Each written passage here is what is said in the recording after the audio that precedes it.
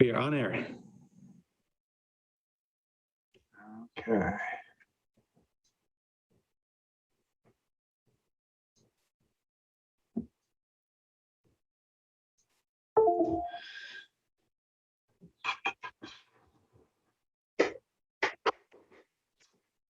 All right, I call the 2,345th meeting of the Milwaukee City Council to order.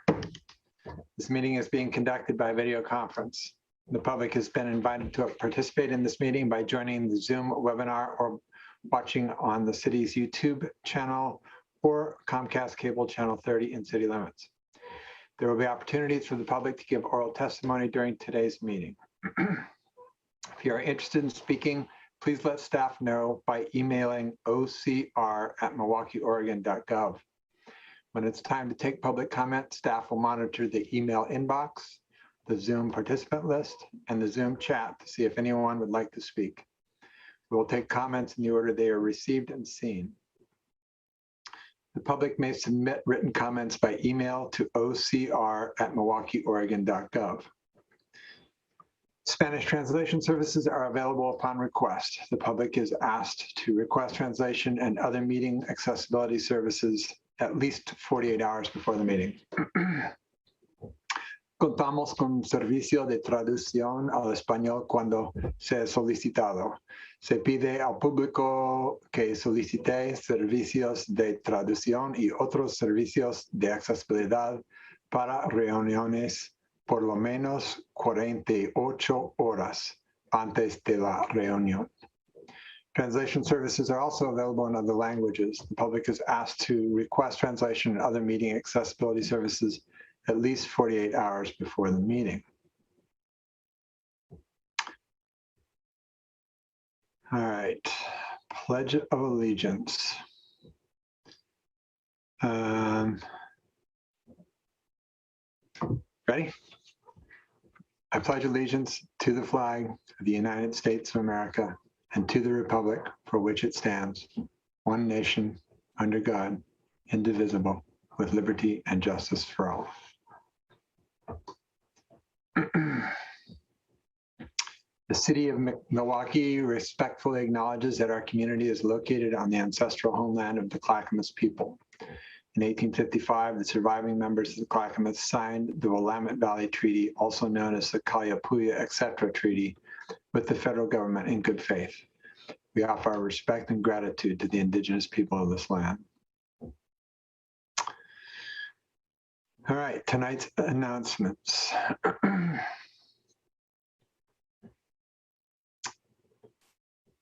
The comment period for the implementation of the comprehensive plan focusing on housing, parking, and trees continues. Learn more and provide comment by visiting Engage Milwaukee. One more public hearing will occur on November 9th, which will focus on the proposed tree code. Stop by tomorrow to learn more about the paving, pedestrian, and bicycle improvements coming this fall to 43rd Avenue and 42nd Avenue at an in-person question and answer event. The event will take place in the parking lot of the business on the corner of 43rd Avenue and House Street from 5:30 to 6:30 p.m. This is a great opportunity to see the design plans and ask project staff your questions. Don't forget to join us for Milwaukee's Arbor Day this coming Saturday, November 6th at 8:30 a.m. to 12 p.m. at the city's Johnson Creek building. There's still time to sign up for a tree through the Friends of Trees that will be planted the same day by volunteers. Visit the city website to find the link to the Friends of Trees sign up and sign up for a tree today.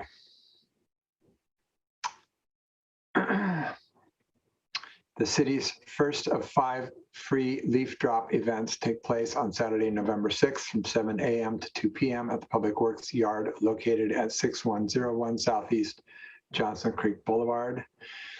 To participate, please bring along a utility bill as proof of residency.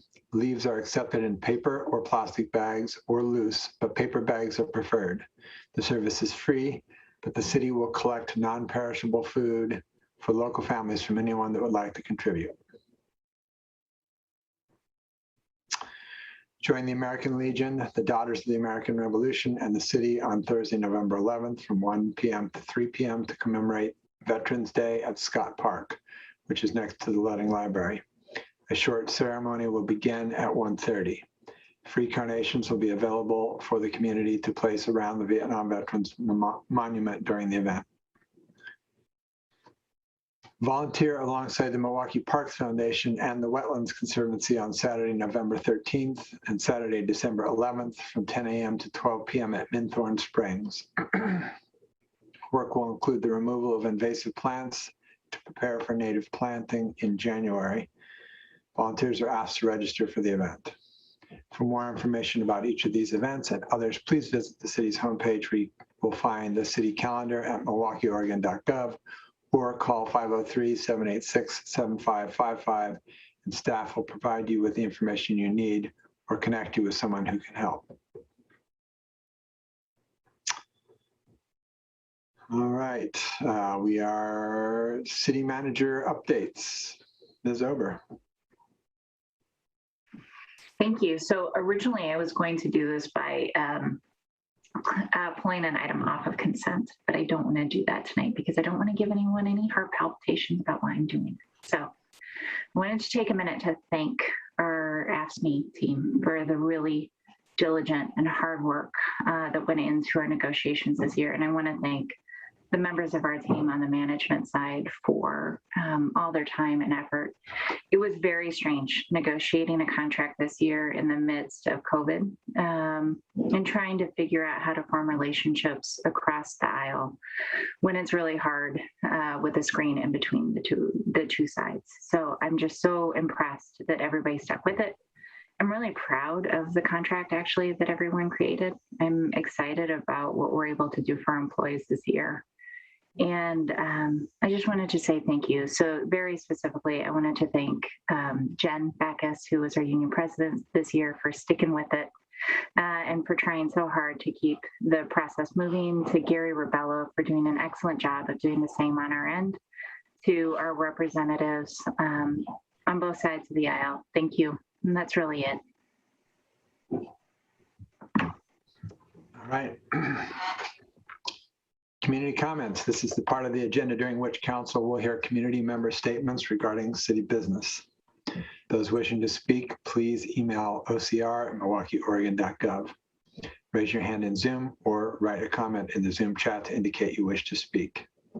Before you make your comments, please state your name and city residence for the record. If you would like the city to follow up with you, please submit your contact information to ocr@milwaukeeoregon.gov. As council has other business items on the agenda this evening, speakers will be limited to 3 minutes each. Because information provided during the community comments may be new, the city manager will respond at the next council meeting to those comments that require follow-up. Before we begin, is there any follow-up from the October 19th community comments? Ms. Ober. There's none. Scott, is there anybody that's looking to comment? Mr. Mayor, I see no email and I see no hands raised, and there's no comments in the chat. All right. Well, if something comes in during the consent agenda, just let me know. Tonight's consent agenda includes the minutes of the City Council on October 5th, 2021 work session and October 5th, 2021 regular session. It includes a motion to approve a 3-year collective bargaining agreement with the American Federation of State, County, and Municipal Employees. That would be AFSCME, Local 350-5. And a motion to approve a cost of living adjustment for management and non-represented employees. Does any member of council wish to remove an item from the consent agenda?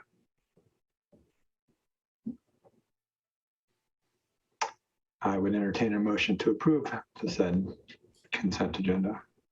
I'll move to approve the consent agenda as written. Second. It has been moved and seconded to approve the consent agenda. All those in favor? Aye. Aye. Aye. Opposed? None heard or seen. It passes unanimously. I too would like to offer my thanks to all of those involved in the ASME negotiations.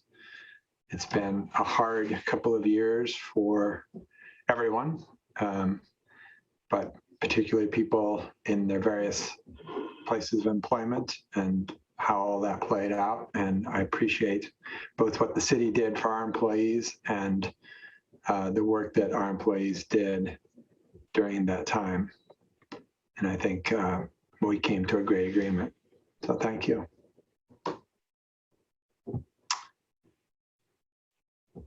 Next item up is the board and committee annual interview process. This is an update that will be given by our city recorder, Scott Stauffer.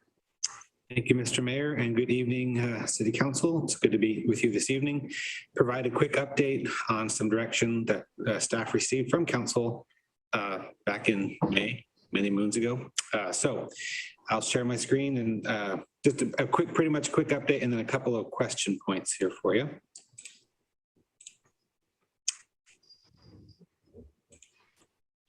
Can everyone see on my screen? Yeah. Okay.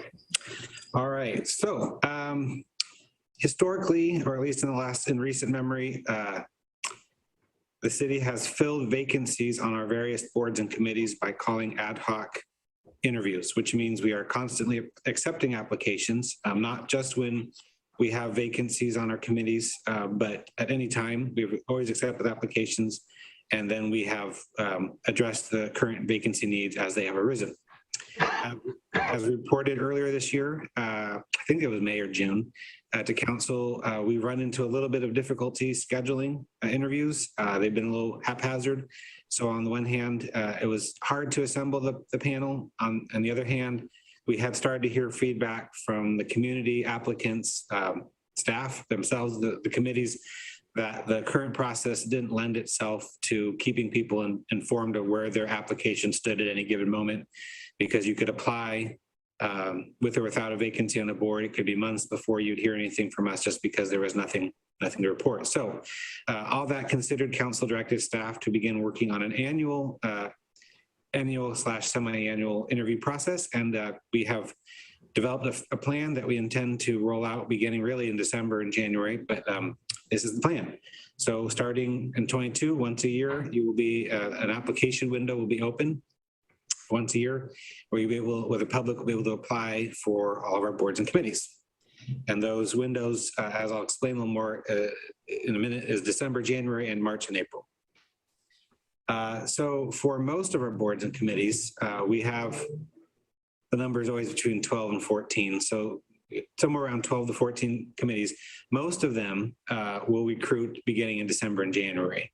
And I'll explain maybe a little more in a minute, but more or less it has to do with term end dates. Most of our board and committee terms end at the end of March, so they begin April 1st. And so this initial pass through with this annual process, we decided to keep them separate, and it actually also takes the burden off just a little bit when you split them up a little bit. So the game plan is for most of our boards and committees, we're going to ask the public to submit applications for those who are interested, starting in December and January. We'll accept applications. In February, we'll identify 1 or 2 weekends, depending on the size of the pool, but hopefully we have a good number of pools, applications to look at, folks to interview, and those will be held in February, with the idea that by certainly the first or second meetings, council meetings in March, there'll be a slate of folks who can be appointed to fill the terms beginning April 1. And that'll be the case for most of our boards and committees. The two that would not be included in that December, January recruitment are the Budget Committee and Public Safety Advisory Committee. And that's because their term end dates end in June. And there's a question related to term end dates in a second. I'll get to, in a couple of minutes, I'll get to, but for the purposes of this first year in 22, the second recruitment period will be in March and April for Budget and Public Safety Advisory Committee only. We'll accept applications in that window, and then interviews will be held in May. Ideally, appointments will be made in June for the terms on those committees that begin July 1.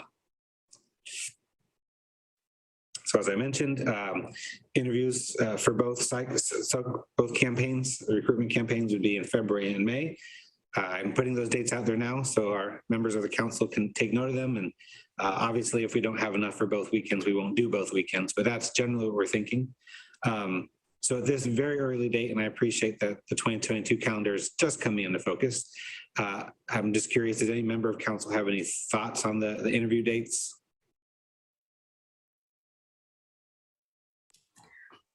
I don't have any concerns about those dates, Scott. I am wondering if 2 months is enough of a rollout time for changing the system like this. I don't know. I mean, I know that you do have an engagement strategy around all of this in the packet. I guess I'm just a little worried that 2 months might not be enough. Enough time to get enough applications, and that certainly could be the case. We started putting this together back in the summer after council gave the direction. And I think 2 months was proposed. I don't know that we had much thought that we would need to do 3 months. Certainly not opposed to it.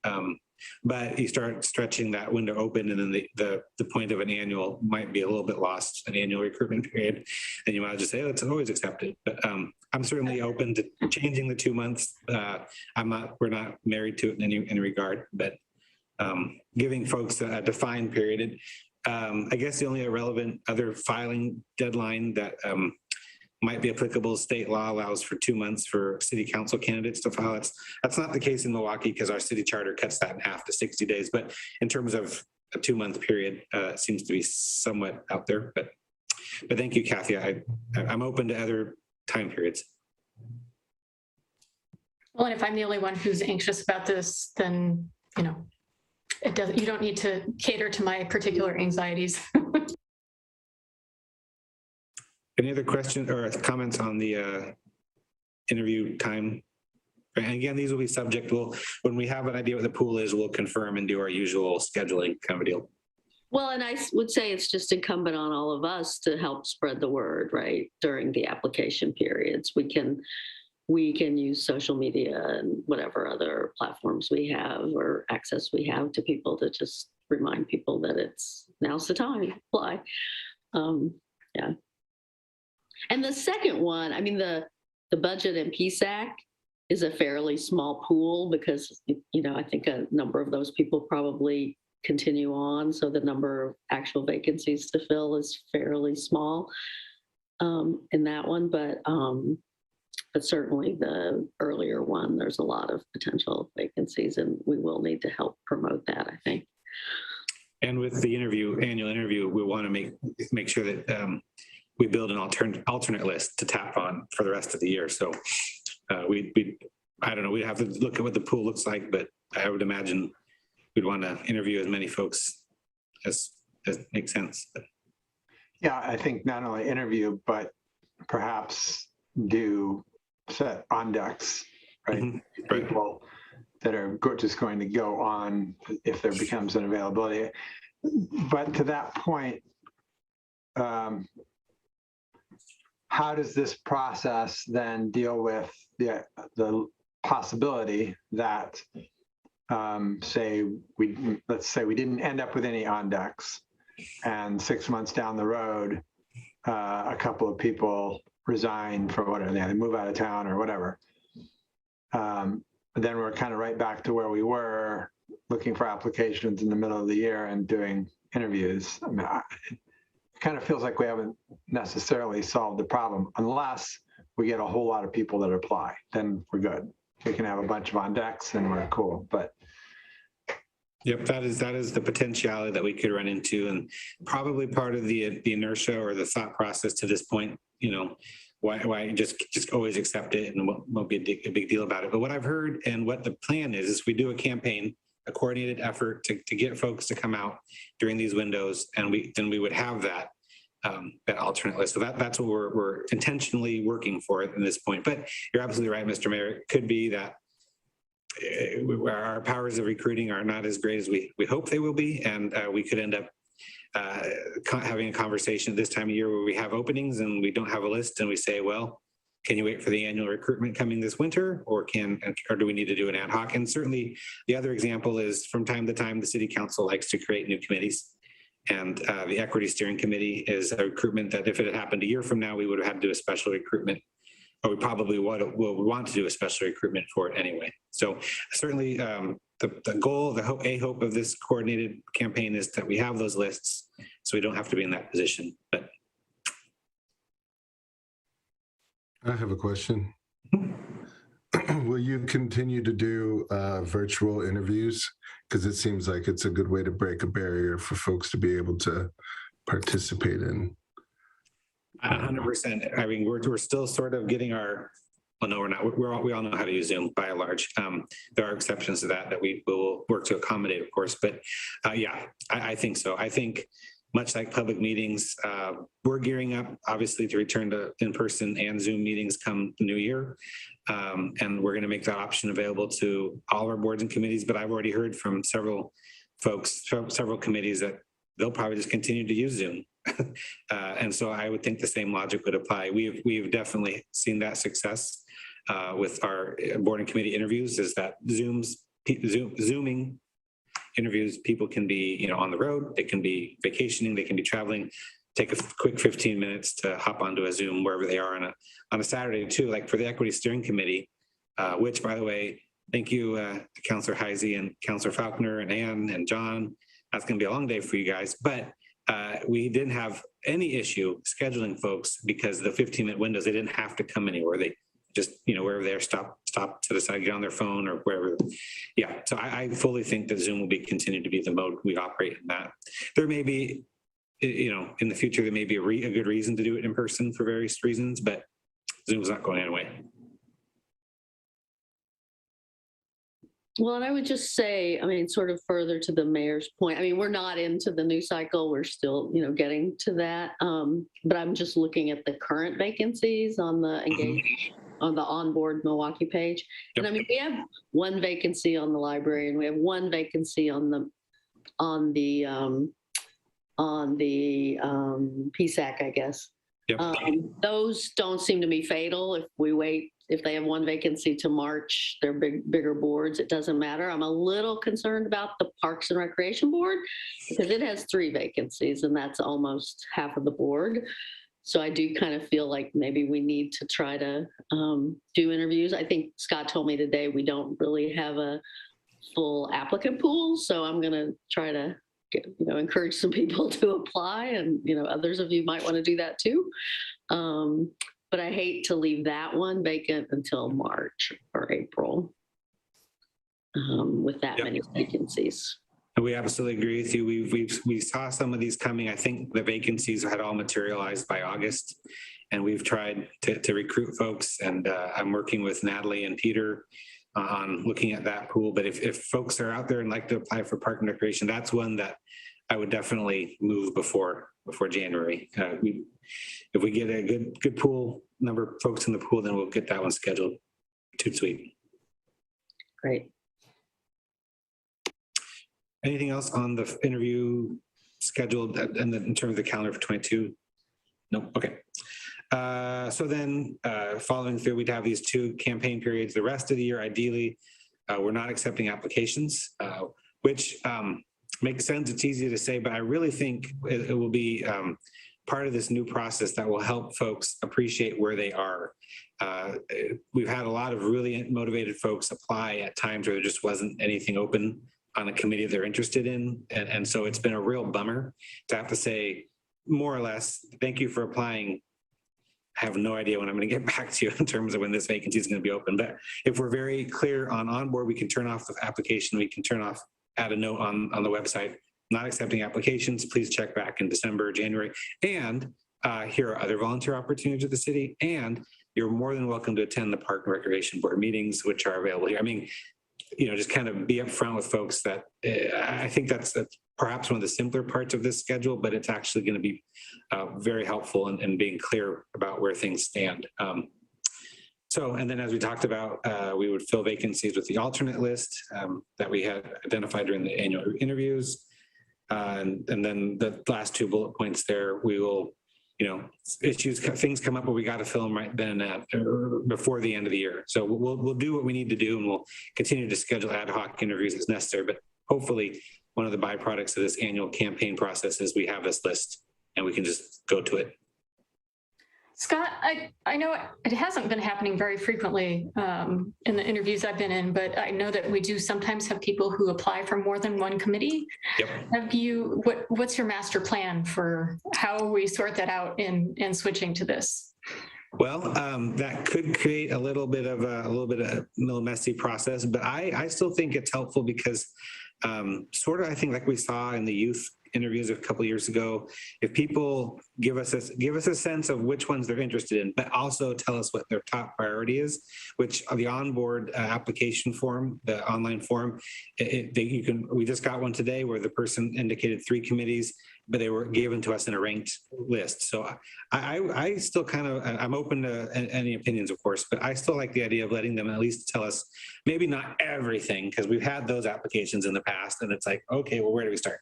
But give us your top 3 with the ranked, and that, I think that's helpful because then as we go through, even as we build our list, there could be some cross references. Well, this person interviewed for PSAC, but they also interested in PARB, and you can have these notes in the spreadsheet, and as the year progresses, maybe we can find a good fit for that. So I think it's helpful to have them continue to indicate interest in more than one.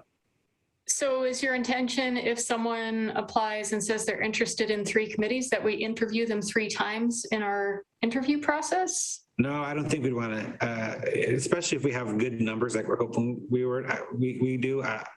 I'm hoping we have a way of interviewing them once and maybe getting some cross-pollination on the questions that we ask, that we can get some feedback on them.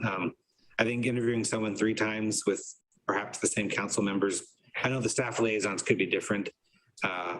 We'll have to see how that shakes out in the campaign process, but I would hope that we could be efficient in maybe one interview. Well, then we are definitely going to have to rethink our questions and work on what those are, because right now, if we were interviewing somebody for parks and then we also needed somebody on budget, there's no way.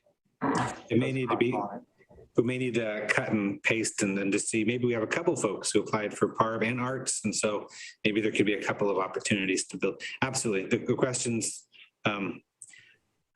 Amy Ashenbrenner handled this part and had the questions updated just a couple years ago, but so I've handled a couple recently, more hands-on, and I feel like every time the questions sort of get retouched, which is good, which is healthy, because you want them to reflect what the city's needs are in the moment. So absolutely open to rethinking the questions and putting together.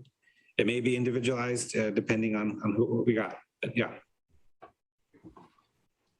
Thanks, Scott. I know this is, it's a complicated process to begin with, and transitioning is going to be inherently complex. So I know you're thinking through a lot of this stuff. It's a lot to think about. It definitely is. I will admit that there were several times I wrote that report, I had some writer's block and just like, whoa.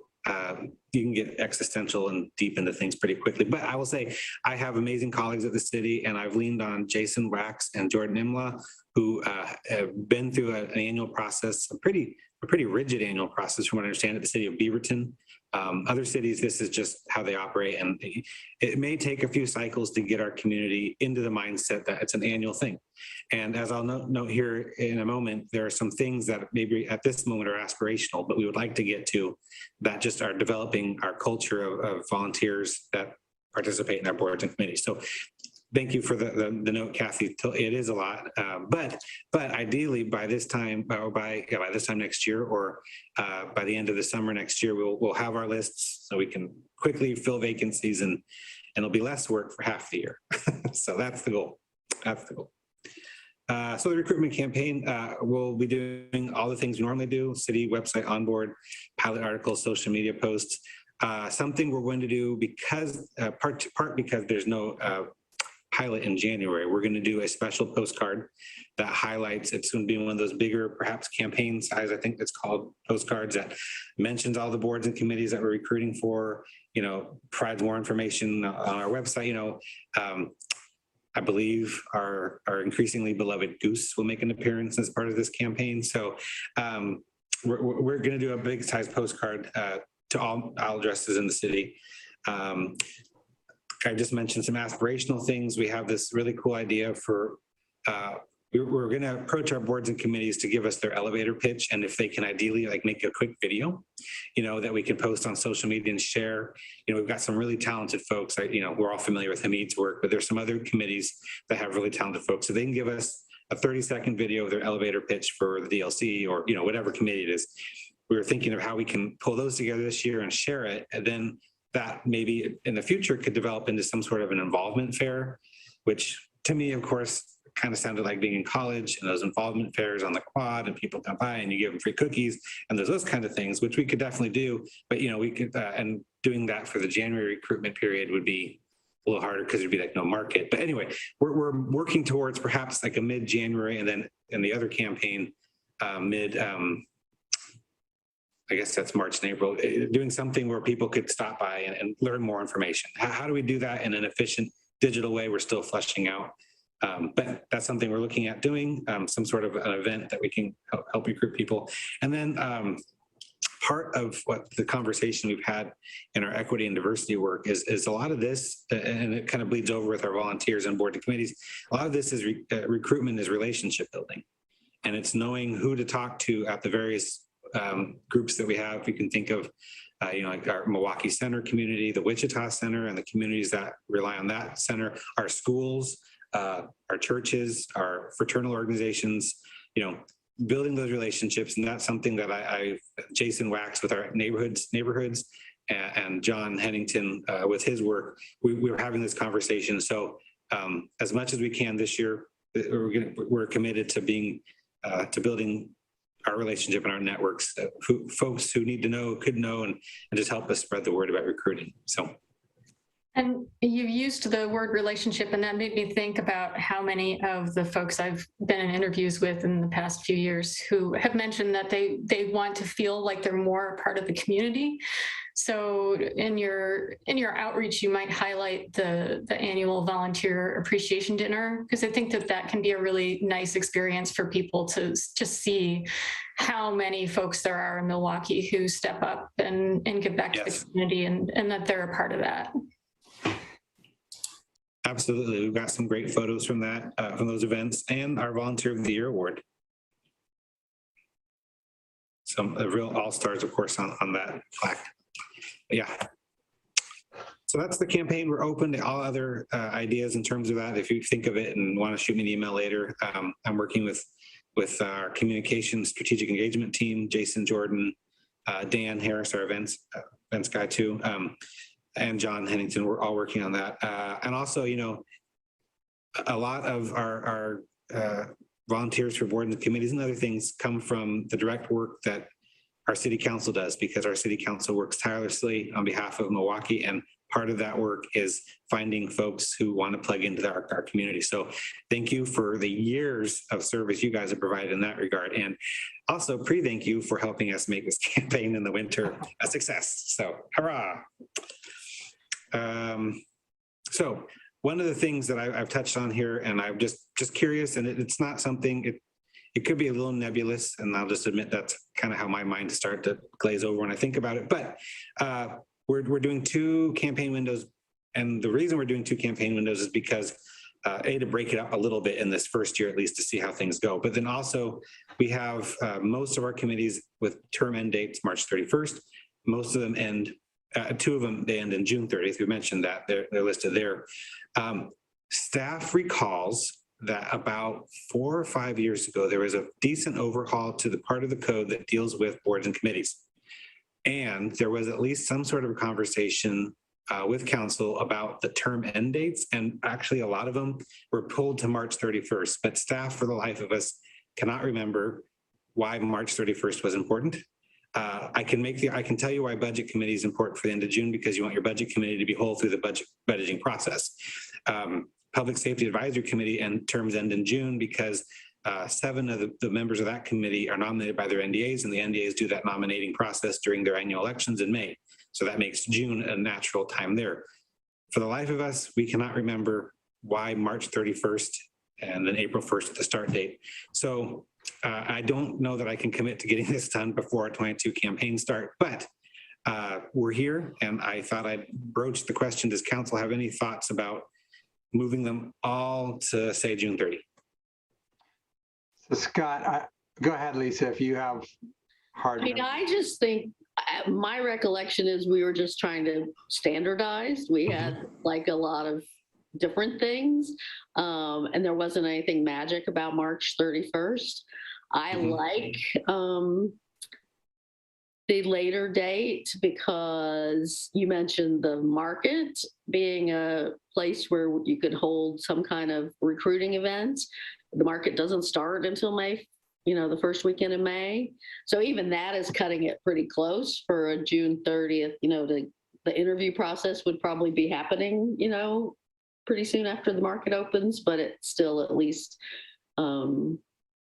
yeah, I mean, or another spring recruiting event independent of the market. I kind of like that.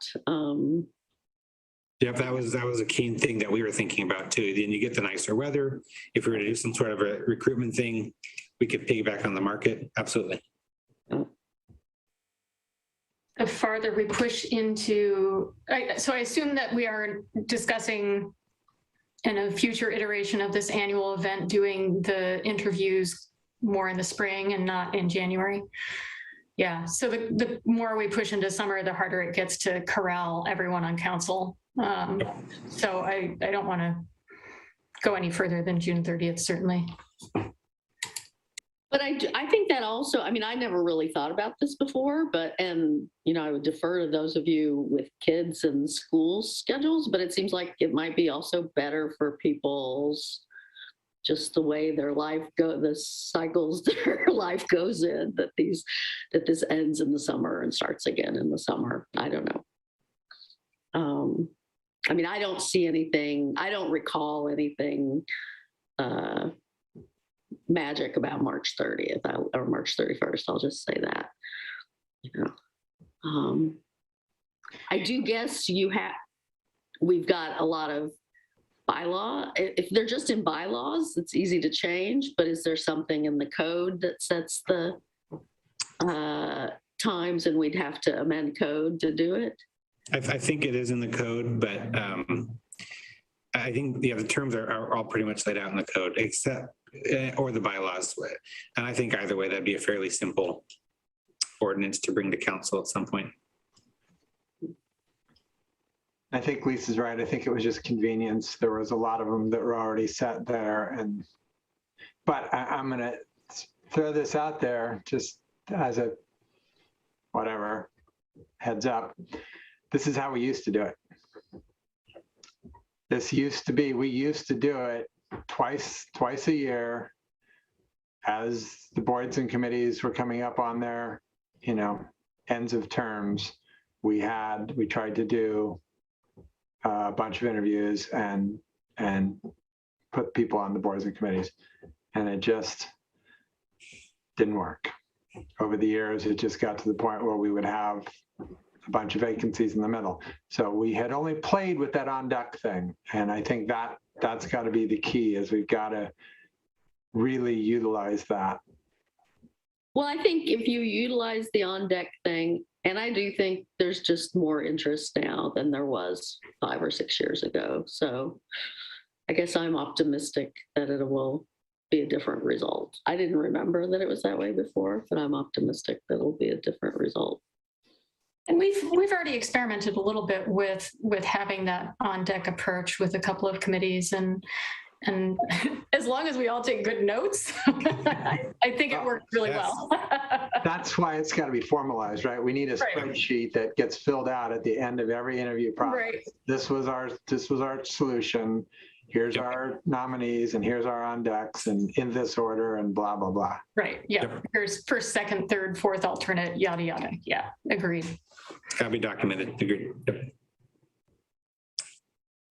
So I'm not hearing much consternation or concern if we were to, at some point, perhaps next year, but at some point bring it to council to consider moving all the term end dates to June 30. Okay, cool. Thank you for that. The other kind of open-ended question, and I know I'm kind of running more over the time than I predicted I would take, but we have a form. It has been tweaked in recent times, and whenever we create a new application, like most recent for the Equity Steering Committee, it started with this, but became different pretty quickly. And this form you're looking at here that I've screenshot doesn't reflect some of the input that we've had from John on the equity steering, on the equity and diversity questions we should be asking. So this is a bit of a moving target. This is what we have out there, but it's also changed. So, but as an opportunity, we're here with council. Are there any thoughts that council has on these? And I appreciate that editing a document we could get down the road. So I may ask council to send me an email with wording that we can play with, but it's an opportunity on camera to talk about our form. So. And I will send you some wording because I have a bunch of thoughts about this, and I'm glad John is looking at it. Yep. Broadly speaking, when I look at it, I see, if I look at it through the eyes of people who often have been excluded from our boards and commissions, I see a lot of things that would pretty well discourage me. Am I a registered voter? What's my occupation? Who is my employer? Even just the phrasing of please list any prior civic or professional activities, all of those questions, if you have to leave a blank on any of those, it's going to leave you feeling like you're in the wrong place and you shouldn't be there. So I would like to think about it a little more and send some alternate language that's maybe more welcoming than some of these questions can come across. And they're, no knock on why we've asked these questions in the past. I think they can elicit some useful information, but I think we just want to broaden the language so that they are more welcoming to everyone. And of course, we need to update which boards and commissions are available at the bottom and all those things that I know you've already seen. But yeah, those are my overall comments on that. I will just give a thumbs up to everything that Council President Heisey just said. Thank you.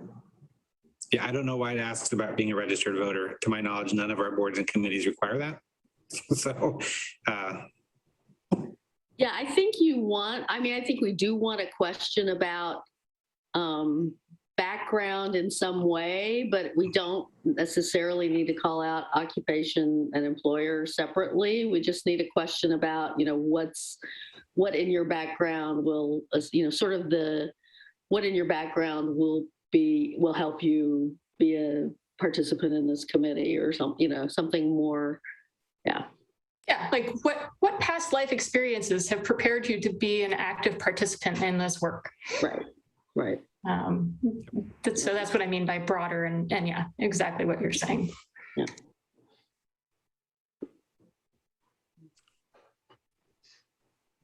Well, thank you for the feedback. Please do email me those. It'd be nice to get, we will update this before we roll out on the campaign in December. Well, I think it would be nice to see John's amended one, and then we might have more. I suspect that'll resolve a lot of concerns, but we might have more little tweaks based on that. I'll send council the most recent ones. Great. Anything else on this at the moment? I know there's a lot more to do. Like Kathy said, there is. It's quite the process, and there's lots of parts of it. And again, thank you for council for your involvement in this, and thank you for the hours we will spend together at least twice, maybe 3-4 weekends next year. So I think if there's no other questions, that's all I have on that front. Sorry, I have one more, Scott. I'm just thinking about a presentation I heard at MPEC a few months ago that it was actually a small grants program that Metro was doing, and they were trying to serve community organizations and individuals in communities. And they took a really interesting approach to applications where they, instead of having a requirement that you do this written application, they also accepted alternate forms, like they accepted videos, for example. And I know that this is a little different because we're asking for participation in a board or commission, but I guess I just throw that out there to kind of broaden our initial thinking around what an application needs to be in order to make it as welcoming as we can. And, you know, I think that particularly for people for whom English isn't their first language, a written language or a written application can feel pretty daunting. So maybe we need to think about having language on there that says if this written form is hard for you for some reason, maybe you have vision impairment, whatever, please contact us for alternate forms of applying and getting into the interview process. Good idea. Very good recommendation. Thank you. Thank you so much. I'm not going anywhere. I'm just going to mute myself, but yes. All right, thank you, Scott. Great job as usual. Find my, here we go. So our next item is the Milwaukie Bay Park Funding and Construction Agreements Resolutions. This will be presented by our city manager, Ann Over. Thank you, Mayor. So several months ago, Council discussed the fact that the construction the construction contract was pulled off of the agenda at the Clackamas County Board for proceeding for further design of the park. Several of you, I think actually all of you, went to the County Commission and asked for that to continue. And in response, we were asked to work on a construction IGA with Clackamas County prior to that construction contract proceeding. So with the leadership of Mayor Gamba and Justin Garricky, who's our city attorney, the three of us attended those meetings. I think we had 3 different discussions about how to create IGAs around the construction of Milwaukie Bay Park. We ended up with 2 separate IGAs. One is a construction IGA, and I want to call out a deep appreciation to Clackamas County, actually to Jeff Muntz, who is their attorney, and to Gary Schmidt for moving it towards the design of the Wichita Park construction IGA. So this is a format we're very used to, and it feels consistent with the way we've been treating our other construction projects here in the city. We also had a discussion about the fact that the city has made its financial commitments to this park, but the county has not. And there's some serious concerns about whether or not that can continue to happen because it's tying city funds and our allocations from Metro to these agreements, which means we can't even use our own funds in order to construct things at the park. The understanding that I have today is that the construction IGA is going to pass at Clackamas County. And when the construction IGA passes, that there will also be passage of the construction contract, the design contract that we need for Milwaukie Bay that was pulled several months ago. And so tonight we are here to approve that IGA so that we are in alignment with the county's actions and the park design can continue.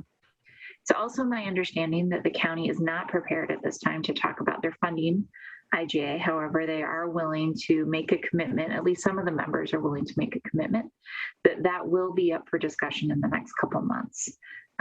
So we are proceeding in good faith, believing that IGA will be a discussion in January.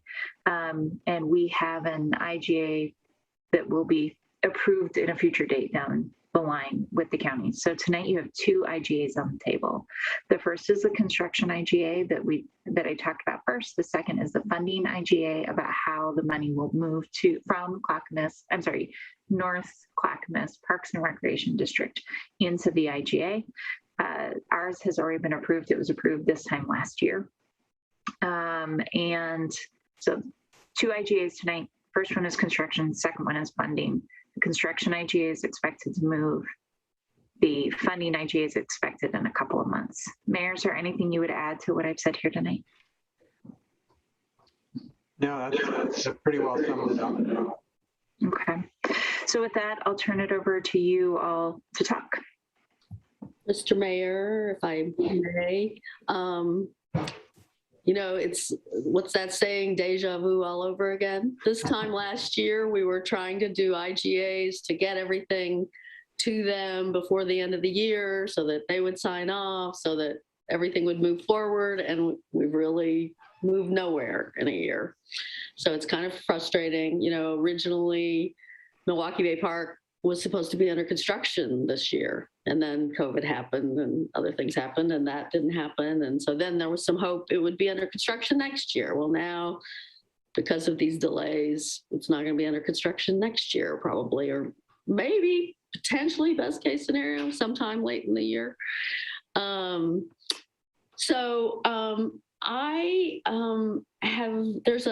Scott, I think, has a marked up version of the resolution that's in this package with a couple of proposed changes I'd like to put out there. One is at the end, they're both underlined. The one isn't in red, but they're at the end. Yeah.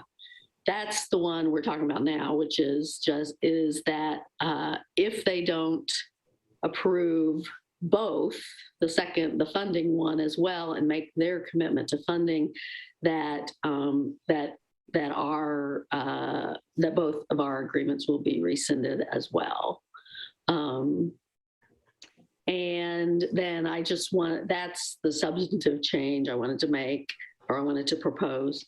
I also proposed some rewording of the whereas, just to emphasize the regional asset nature of Milwaukie Bay Park, because a lot of the dialogue that happens in the Park District and with the District Advisory Committee is about us and them, is about what's in Milwaukie and what's in other parts of the district. But, you know, Milwaukie Bay Park is really a regional asset. Just like North Clackamas Park and the ball fields are a regional asset. They don't just serve, you know, Milwaukie kids. They serve a wide range of kids around the region. And the same thing with Milwaukie Bay Park. We all know there are boaters, there are kayakers, there are other people who come from well outside of Milwaukie to use Milwaukie Bay Park. And that will probably only be increased when there's more amenities to the park. So I wanted to sort of emphasize that as well. Thank you, Councillor Beatty. I also just want to call out, I may have the wrong version pulled up, so just hold on one second. Scott's checking to see if there's a different version of this that we need to show. To make sure that there's an understanding, I just want to make sure I'm hearing you correctly. If both IGAs are not approved, then both of them are retracted at a future date, or only the funding IGA is retracted at a future date? Well, is this resolution, I don't know. I mean, I think that's a point for discussion, I guess. There's definitely a practical reason for revoking the financial IGA, which would then allow us theoretically to do some of that work on our own. I don't see any practical reason to revoke the construction IGA. If they're not constructing, it's a meaningless document. I would agree. And I think that's on me, Councillor Beatty. I think I just grabbed the wrong language. So from our previous discussion. So I think if you're comfortable with it, what this one says to me, and we might have to go back and play with this for a few minutes and come back and approve this at the end of the meeting, is the construction IGA moves forward with just your new language, Councillor, and you get rid of the language at the end of this document. The language at the end of this document is now added to the resolution that I did for the funding IGA, because there were two resolutions, and that one stands. That's the only addition to that IGA. Is that fair? So we approve these two pieces separately. Okay. That makes sense. Okay. Scott needed to unshare it to be able to make those changes. So if you give him 1 minute, he should be able to show those back up on the screen. Give me a minute, I'll be right back. Thank you. And I just want to express my support for the changes that Councillor Beatty put in there to emphasize the regional amenity aspect of this park. You know, this keeps coming up, and I think about all of the times I've been to concerts on the waterfront in Portland, or every time I've gone to Clackamas Park or Barton, or, you know, this is one of the wonderful things about public spaces, is that they are for everyone. And I can't stress enough that this is another one of those situations where it will benefit our entire broader community to build this park. And I guess, I mean, I've been hesitant about whether to say it or not, but I do feel a lot of frustration about one particular county commissioner, Commissioner Savas, who seems to be the one who keeps pulling these things off of the county agendas. So I hope, I hope that he will, we'll see that, we want these things tied together. We want them to move forward together. And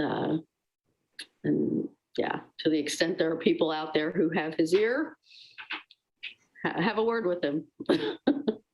Tell him how important this park is to you. So, I mean, it's crazy because, as the resolution says, we've been working on this park since the 90s. We've been working on this iteration of this park for 5 years. We went through a huge public process, and now we're just, we've been stalling out for the last 18 months. So it's very frustrating. Yeah, this park should be nearly completed. Right. Yeah. Right now, it should be done. Yeah. And here we are.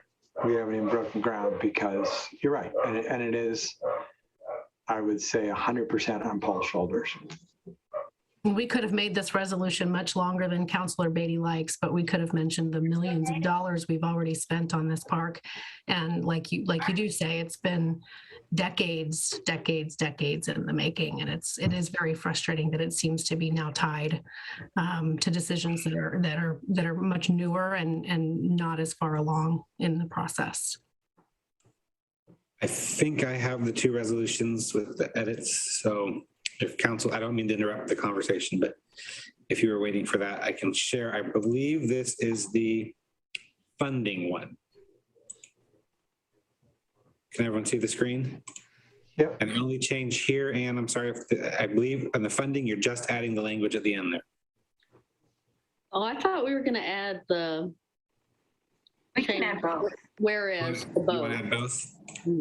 Okay, I'm grabbing that from the other one. Hold on. Well, he's talking because he has to pull this off in order to do this again. I got it, Ann. I got it. Good job. Can you see it? Is that Yes, right? we can. Is that right? It Okay, is. so this is the funding one, and there's that and that. This is right? It is. Okay. I'm going to stop sharing. I'm going to go to the construction one, which I believe is the construction one. And it's, okay, so that's that text we just copied over about the whereas 1990s one. And then the Yep, two. And you can remove all the underlined language there, Scott. All of this to this? Yep, Yeah, okay, and then this too. correct. And then that's ready to go. So then this, and then so I'm accepting this too. Oh, okay, there's formatting things there. But anyway, I'll fix that. This is the construction one though. Yeah, and just get rid of the last and. You can see there's an underline and about, yep. Because there's no additional whereas now. Right. Thank you. So Justin or Scott, perhaps you know this. How does the motion need to be made in order to reflect all of what we just did? Motion, the title didn't change, so you can just say as amended. As amended on air? Sure. As amended, or I suppose if you want to be the most thorough, when somebody could read it into the record, the new things being added, but. But you're not obligated to with a resolution. Yeah, that's right. That's right. Not an ordinance. Okay, just amended. As amended, I think should be sufficient. I'm going to stop sharing. Does anybody want to see either resolution one more time? Are we good? Good. Put them both up one more time, Scott. Okay, both up one more time. Here comes the funding one.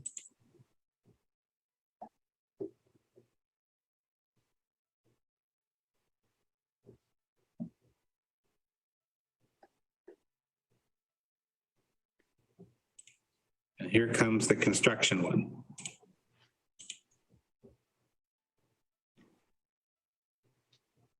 I mean, there may be a couple of Scrivener things to fix, punctuation and Yep.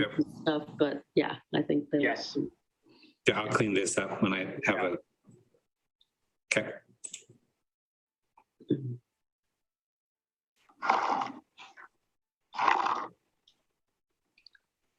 So would you like a motion, Mr. Mayor?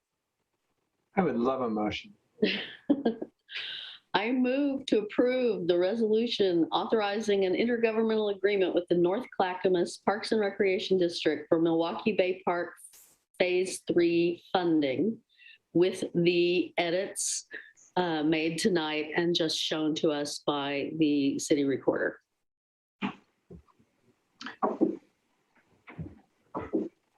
Second, anybody? A second. It has been moved and seconded to approve the resolution authorizing an intergovernmental agreement with the North Clackamas Parks and Recreation District for Milwaukie Bay Park Phase 3 funding as amended tonight on air.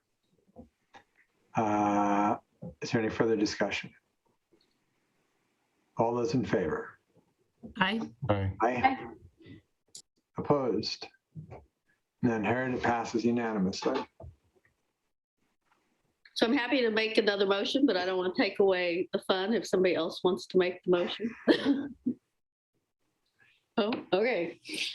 I move to approve the resolution authorizing an intergovernmental agreement with the North Clackamas Parks and Recreation District for Milwaukie Bay Park Phase 3 grant administration, construction, and operations with the changes made tonight on air. A second. It has been moved and seconded to approve the resolution authorizing an intergovernmental agreement with the North Clackamas Parks and Recreation District for Milwaukie Bay Park Phase 3 grant administration, construction, and operations as amended tonight on air. Is there any further discussion? All those in favor? Aye. Aye. Opposed? None heard. It passes unanimously. And Mayor, County, it is in your court. before we leave this, I also just want to call out,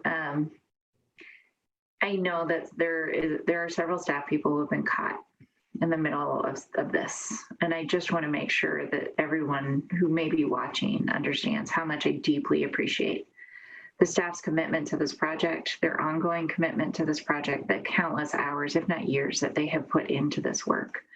I see it, and I know you all do too. This is not them, and we deeply appreciate what they bring to the table for this project and other projects. So, thank you. Yep.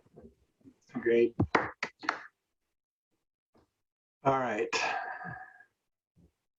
Legislative session preparation discussion with Kelly Brooks, woman of many hats. Yeah. All the hats. All the hats. I'm not the interim community development director anymore though. So I just have the one hat. Just right now.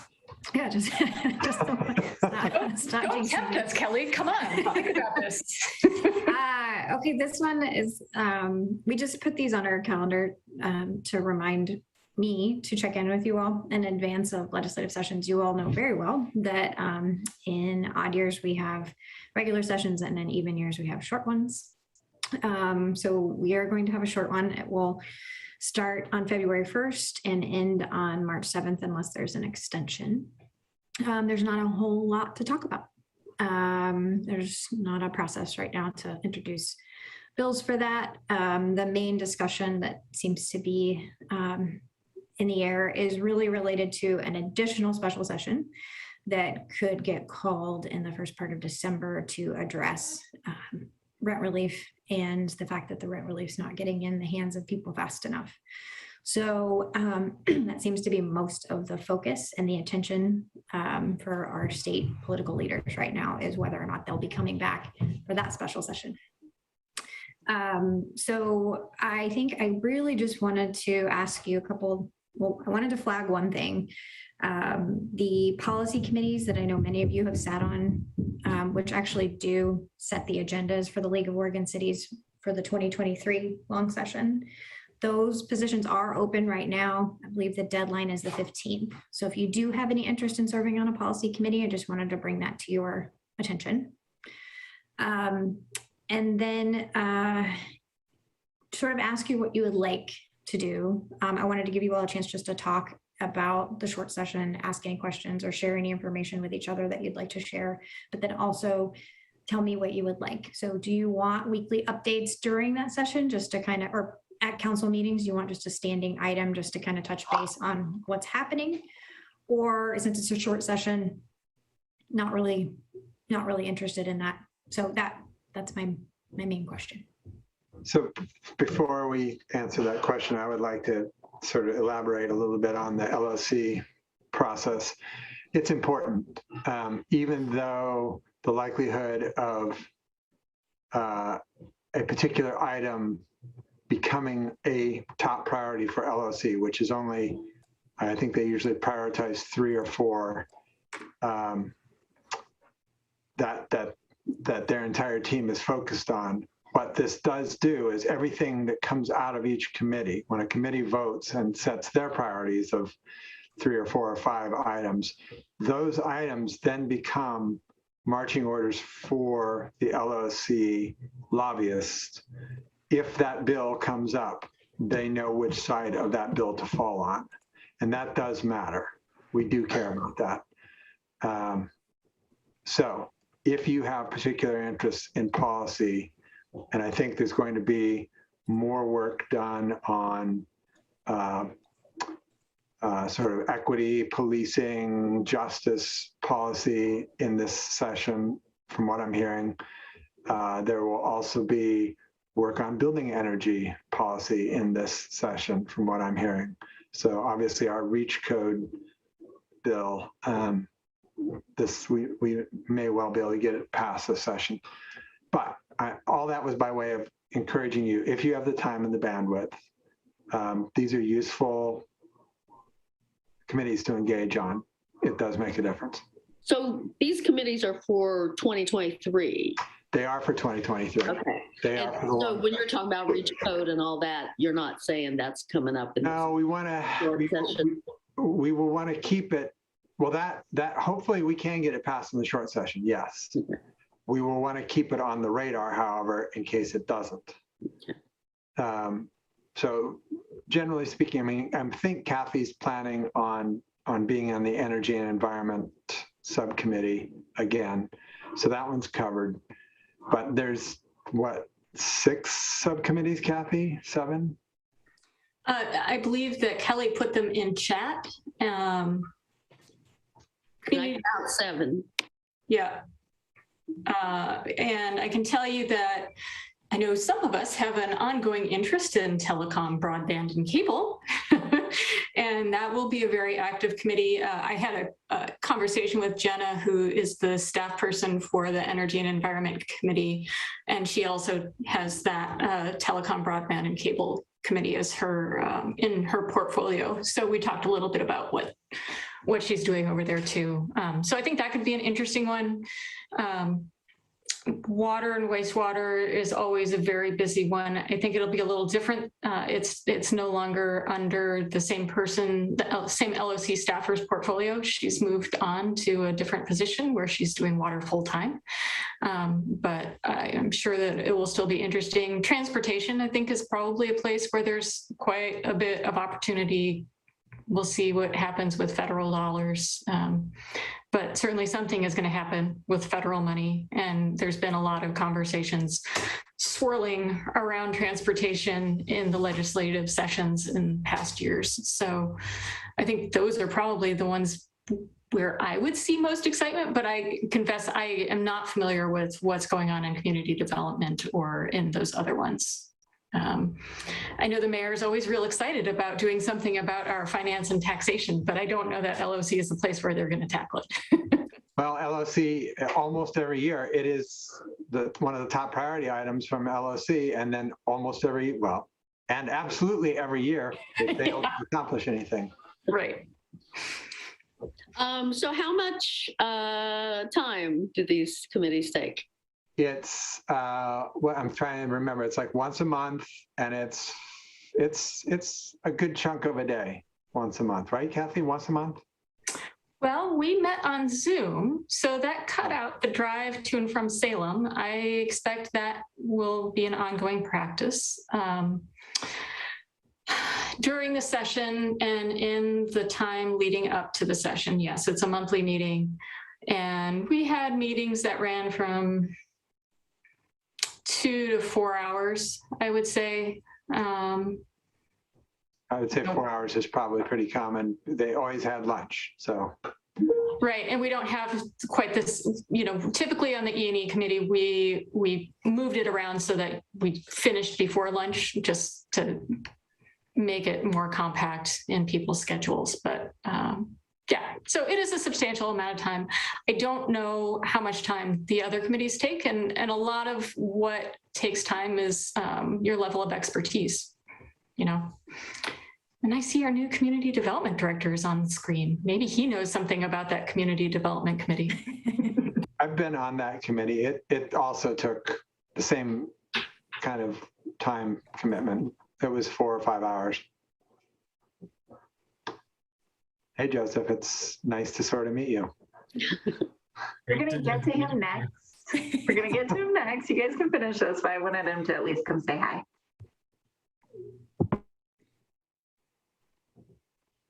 So yes, good, nice pitch and background. I think if you're open to it, we've been well served by having counselors serve on these policy committees.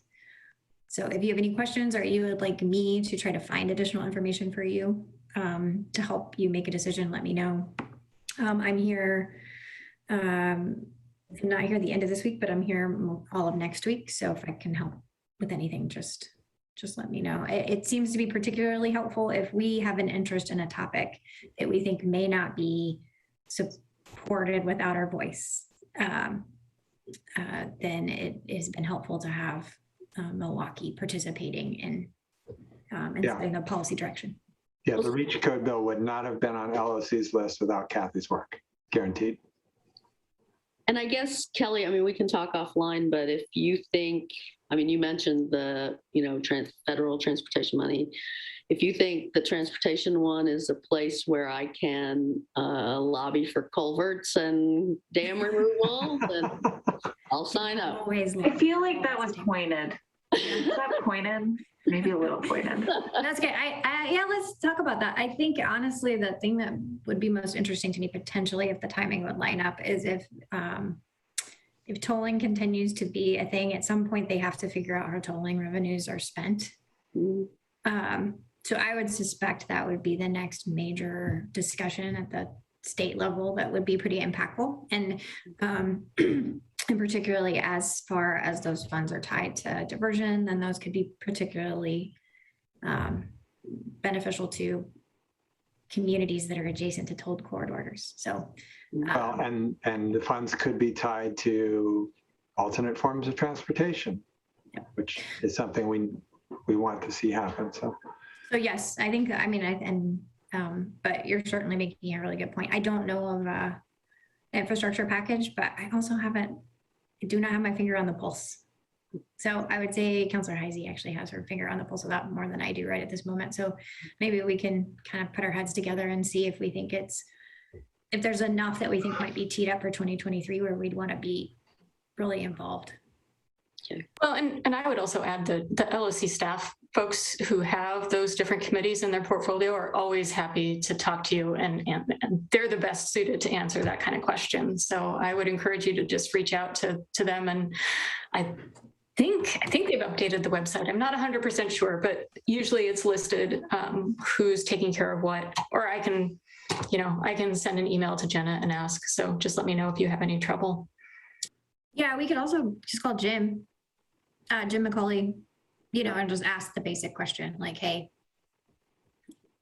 this is a big time commitment. We probably can pick one other one. Tell us, to talk it through with us and see kind of what kind of feedback we get. So what was your question that we were supposed to be? Oh, my other question is just how much do you want to talk to me? So I can come in December. That might be helpful just in case the special session comes to fruition around rent relief. So maybe I could put something on a calendar just as a check-in so that if it's happening, we can debrief what's happening. And then maybe put something on for one for February, one for March, just to touch base. Yeah. Does that sound about right? First part of the month yeah, sounds good. Okay. And I think that's it. And I think the reports the mayor gets, I mean, if he keeps forwarding those are helpful, you know, to give us, we don't need you to reinvent the wheel of that. Yeah. The Thorn Run does a great job on that stuff. That's Saturday. I'm going to be working very hard to keep Thorn Run. Yeah. And I also was going to send, and I will still, if it's of interest, just make sure, Mary, you sent the Thorn Run wrap-up report for 2021, and I was going to send the leagues just so you all have it. It just sort of summarizes everything that happened in the session. So I can give you those as well. Cool. Okay, and I think that's actually all for me, unless you have other questions or would like anything else.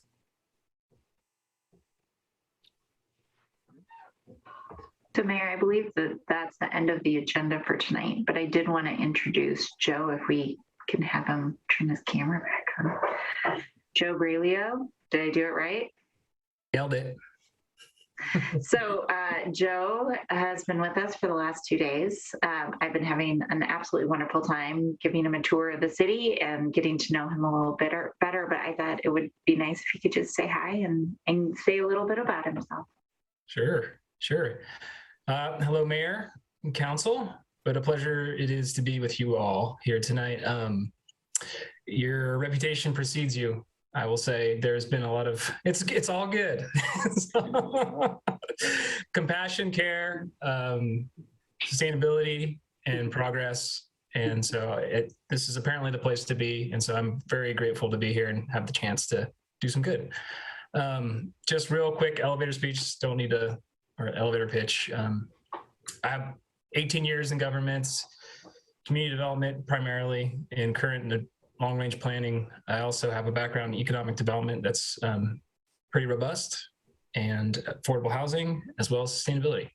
So I think I'm fairly rare in my community development director hats because I can wear quite a few as well. So looking forward to helping, and happy to be here. Thank you. Well, we're very excited to have you on board. Yes, we are, right, Kelly? Yes. I've had the pleasure of getting to spend time with Joseph for the past, has it only been 2 days? I feel like I already know you so well. And he is wonderful. And I actually set up some meetings today, and I left with the team, and I could hear them laughing and just like already really connecting and enjoying having Joseph in the office. So we are really glad to have you. And I know that you all are going to really like working with him. Okay. Well, he's going to be back a lot. But with that, I think that's the end of the evening, and we're going into executive session. So Scott, do you read that? I got it. Okay.